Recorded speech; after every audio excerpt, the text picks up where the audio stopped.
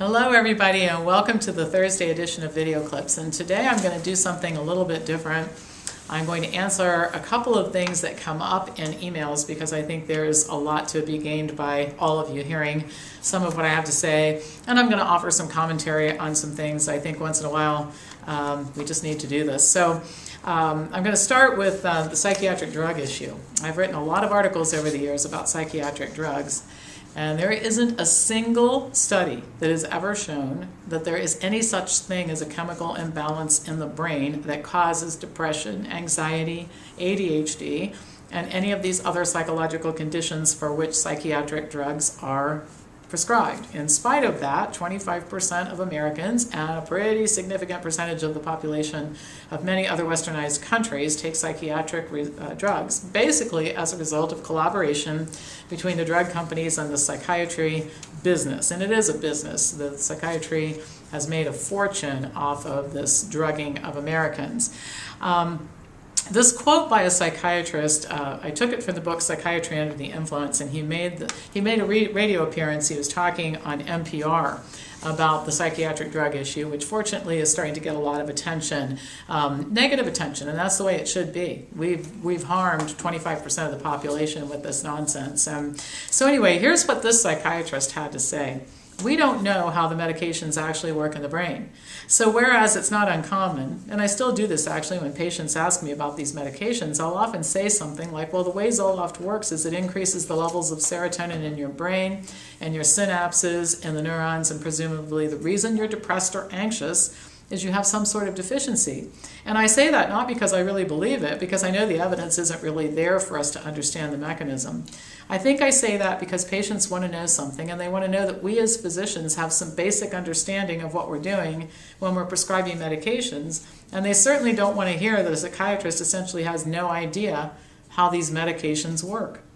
And I could give you lots more quotes that appear in that book that are equally devastating. The problem is that most psychiatrists don't know the truth about this, and most patients don't know the truth. So what's the solution to all this? We have to inform a lot of people about this. This is an issue that affects all of us because everybody who's watching this video right now knows somebody or a bunch of somebodies who are taking these drugs. Now, we have been doing our best to put the word out and to direct our members to resources that can be helpful in withdrawing from the drugs, getting the right kind of therapy, and that sort of thing.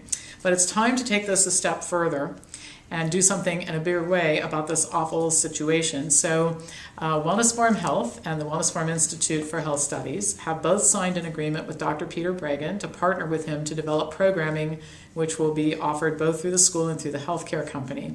Dr. Breggin will be a speaker at our fall conference, and if you don't know much about him, go to breggin.com and read. He's called the Conscience of Psychiatry. He was one of the first psychiatrists to speak out about this nonsense. He's written over 20 books about the issue. In 50 years of practice, he has never drugged anybody, never institutionalized anybody. So he's proven that you can actually practice psychiatry without drugging people up. Well, what we're going to do through our school, we'll be offering courses on topics like psychiatric drug withdrawal, training programs for mental health professionals who want to help people in the right way, and also for providers who might want to join our network. This is a huge problem. We're going to need an army of well-trained health professionals. We have about 75 million plus people just in the United States who need attention because of this issue. And then through the healthcare company, we're going to be offering educational programs for consumers so that they can understand first how dangerous and useless the drugs are, but also to learn about their conditions. I mean, what we've done here at Wellness Forum Health for 20 years is assume, rightfully so, that when patients know more about their conditions, they can take matters into their own hands, take control of their health, and help themselves get well. Getting well, achieving health, maintaining health isn't about people doing things to you. It's about you working on you in constructive ways when you have the right information. Now, just to show you how much this program is needed, I've been actively searching for a psychiatrist to help teach parts of this program, and the only criteria is you don't prescribe drugs to your patients, and you're not on the payroll for the drug companies, and I've been unable to find a single one other than Dr. Breggin. And so nobody's come forward. So that's how few psychiatrists are out there who have the right ideas. So I'm asking here for either a psychiatrist, or I'll take a well-informed medical doctor as well who might be interested in joining our group to work on these programs. Please email me at pampopper@msn.com, and Dr. Brigham and I would like to talk to you. All right, second topic. I've received an amazing number of responses to my letter to parents about vaccinations, which went out a couple weeks ago, mostly supportive, some hate mail. I decided to respond to the hate mail in this venue so that my response can be a little instructive for everybody on how to deal with this stuff. And I guess I'll start by saying I am flabbergasted that factual referenced information, along with an invitation to read the referenced information, is met with such hostility. What are vaccine advocates so scared of? It seems that if the evidence is really on their side, they would be quite anxious to send me their own factual referenced information instead of screaming at me in capital letters.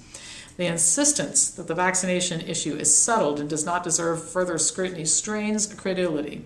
And I'll tell you why. Every week, articles are appearing in medical journals revealing another situation in which some form of medical care has been found to be useless or harmful. You hear a whole lot about this on video clips every single week. I've covered things like the annual doctor visit is useless, mammography does not reduce the risk of dying of breast cancer, PSA testing, the false positive rate is 78%. Thyroid nodules do not usually cause cancer.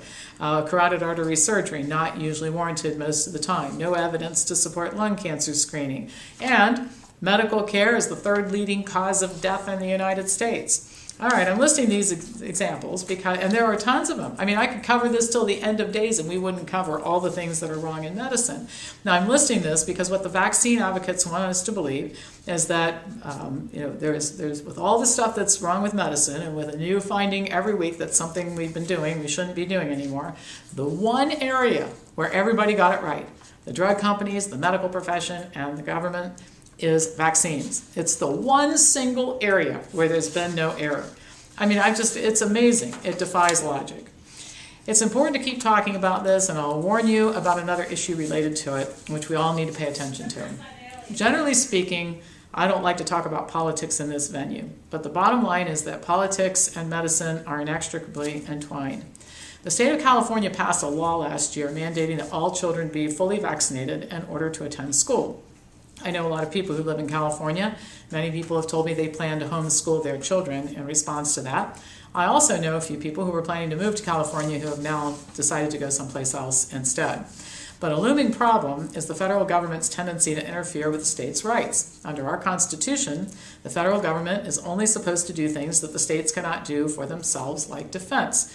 And by the way, just as an aside, last year I decided to do something because I'm so upset about so much that goes on.